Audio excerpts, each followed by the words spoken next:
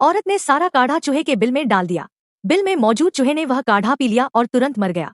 तभी औरत को समझ आ गया कि उसके पति की लंबे समय से चल रही बीमारी कोई आम बीमारी नहीं थी, बल्कि कोई उन्हें धीरे धीरे जहर दे रहा था। सच्चाई पता करने के लिए उसने किसी से कुछ नहीं कहा और मरे हुए चूहे को चुपचाप दफना दिया।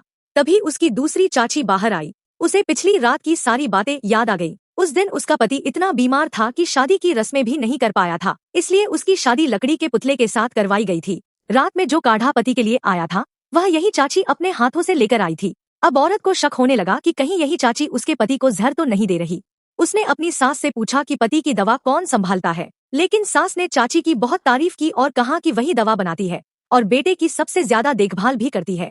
पूरे गांव में लोग उसे बहुत अच्छी औरत मानते हैं। बिना सबूत के औरत कुछ नहीं कर सकती थी, इसलिए उसने उस दिन का काढ़ा चुपचाप फेंक दिया।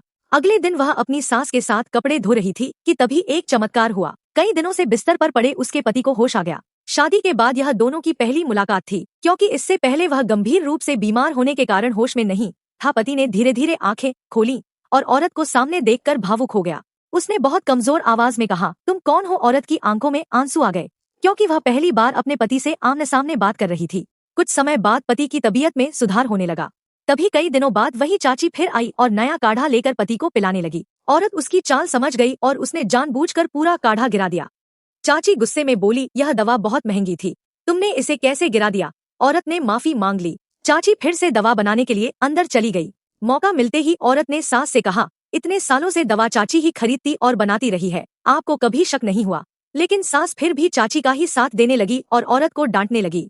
आखिर में औरत ने दफनाया हुआ मरा चूहा निकालकर सास को दिखाया और पूरी बात बता दी कि काढ़ा पीते ही चूहा मर गया।